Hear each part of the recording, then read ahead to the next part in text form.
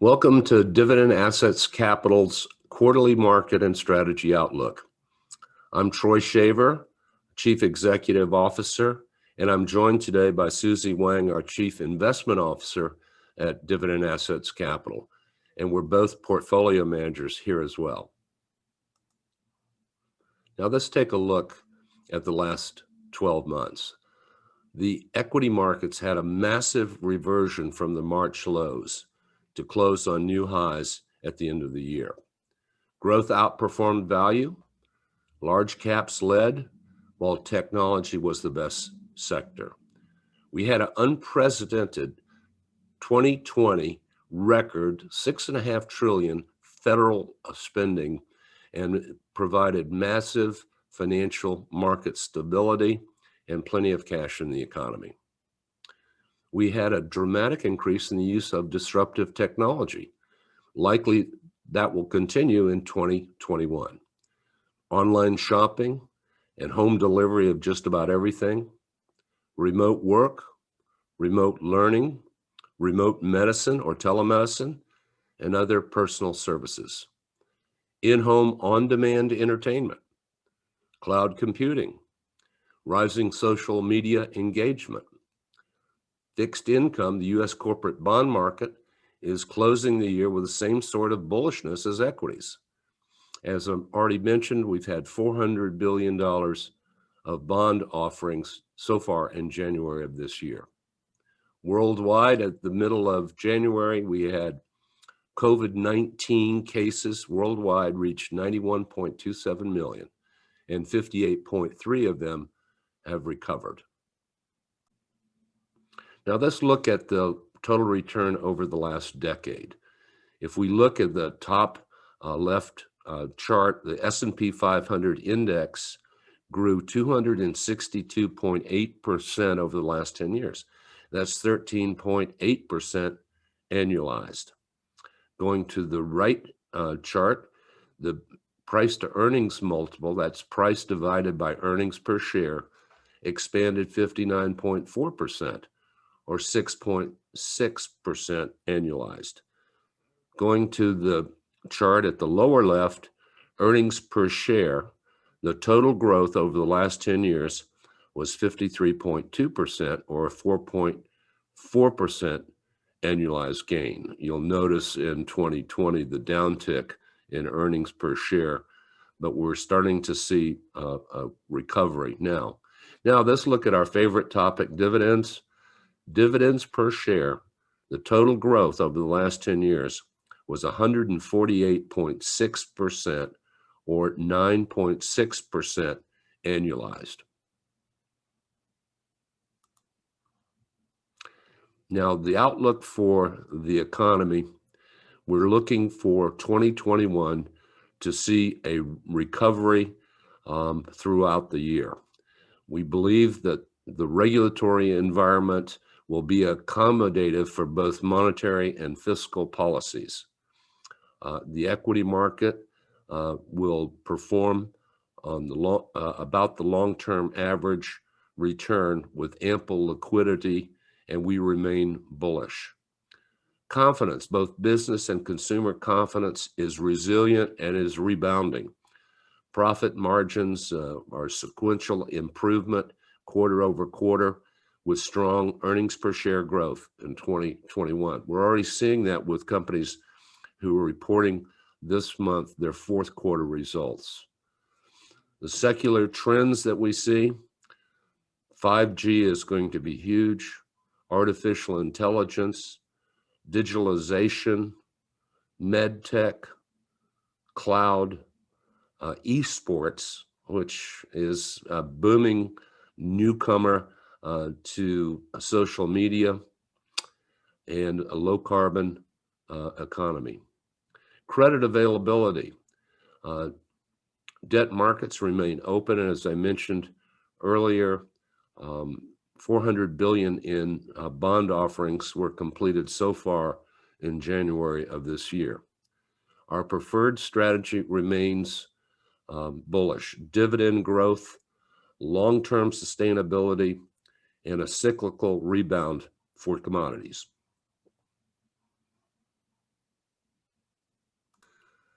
And now I would like to turn the presentation over to Susie Wang. Susie. Thank you, Troy. From the capital market perspective, 2021 is more or less an extension of 2020. Assets valuation mostly driven by ample liquidity injected from central banks around the world. We often heard the questions from clients after a strong rotation towards pro-cyclical stocks late last year. Is this time for value strategies or different? Our answer is not yet. There are two key points I want to highlight. The top right corner is a chart of value to growth performance and 10-year treasury yield. From long term, those two tend to have positive correlation. In other words, in a declining interest rate environment, investors tend to be more risk averse. That's investing in high quality growth stocks. The 10-year treasury yield has gradually declined over the past 13 years, but not without periodic rises.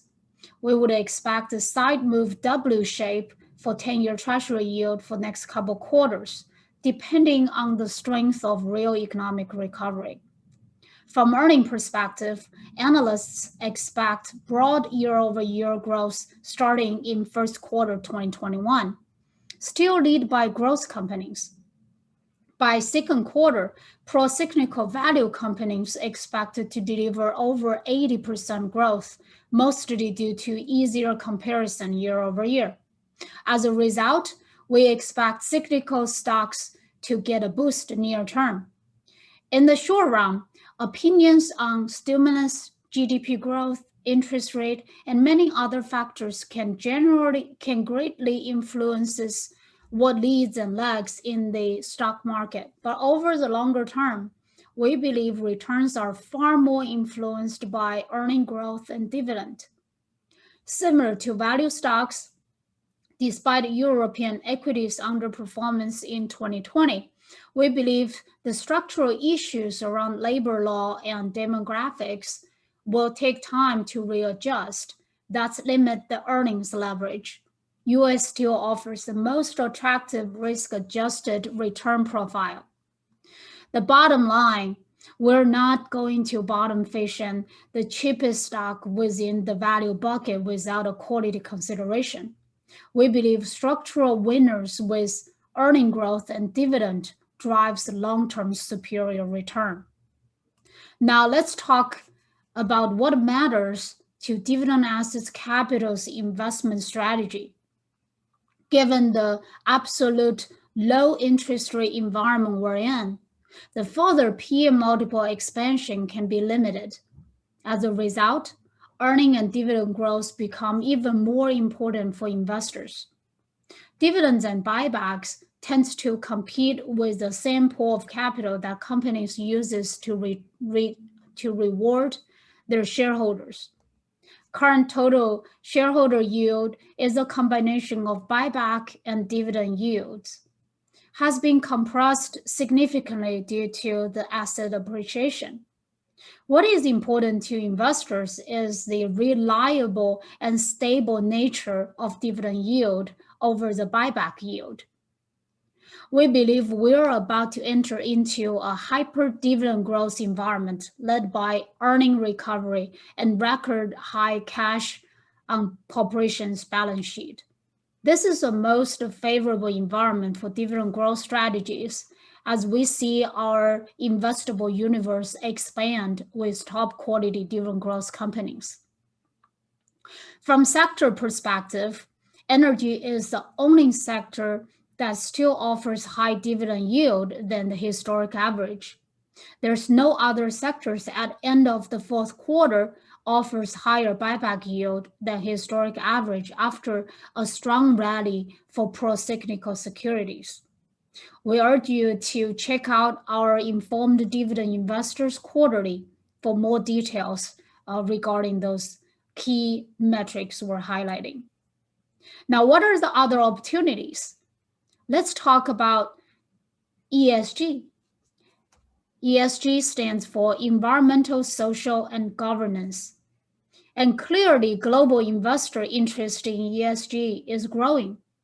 We believe there is a great need for companies to create value for all stakeholders. But we also believe the significant asset increase linked to ESG create not only complexity, but also danger to investors. There is a great need of increasing transparency by accelerating ESG disclosures, both from issuers and product managers.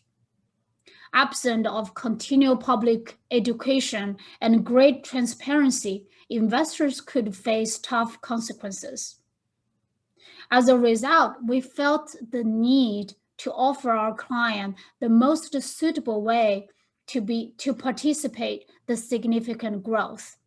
According to Bloomberg, assets linked to ESG expected to hit 53 trillion by 2025, a third of global AUM, assets under management. We're already seeing more than $7 trillion increase just in the past 2 years. Our sustainable dividend growth strategy is a natural extension of our investment philosophy. As you can see, the stocks with top quartile dividend growth rate also offers the strongest RobecoSAM total sustainability ranking. Those data are presented in the chart in the upper right corner. Since all stocks we use to construct this strategy have to meet our investment guardrail, such as at least a 10-year dividend growth record and abundant free cash flow, as well as real revenue growth, real organic revenue growth. Valuations for our SDG strategy are more fundamental driven. That's significantly lower compared to a broader index and ESG focused index. The last topic I want to touch is the energy. Now let's talk about energy. Oil prices have been range bound between $55 to $65 since 2014. E&P companies took extreme measures to ensure their survivorship. As a result, we went through a chronic underinvestment for conventional and shale oil and gas assets. At the same time, oil majors had significantly shifting their spending towards renewable and clean energy. As you know, energy industry requires heavy capital investment. Absent of consistent capital investment, we shall expect tighter supply to meet the demand in the future. Give you an example. In 2020, strategy divergence between EU oil majors and US independent E&P become noticeable. EU majors are actively divesting oil and gas assets, while US peers consolidate. In fact, 5 of the 10 largest Permian operators were the result of M&A during the year. In the economic recovery scenario like 2021 and 2022, absent of non-OPEC supply growth could push oil price above 60 near term, create a favorable pricing environment for US energy companies that supply both domestically and globally. We're acknowledging the energy landscape has changed over the past decade. With technology advancement, we expect a continued development towards clean energy. According to Bloomberg data, a 12 terawatts expansion of generating capacity requires about $13.3 trillion of new investment between now and 2050, 77% of which goes to renewables. After all, renewables and hydroelectricity only represent slightly over 10% of the world primary energy consumption at the end of 2019. The bottom line, from holistic investment perspective, we could enter into a time that both surviving energy stocks with strong balance sheet and economic of scale advancing together with renewable stocks at the same time.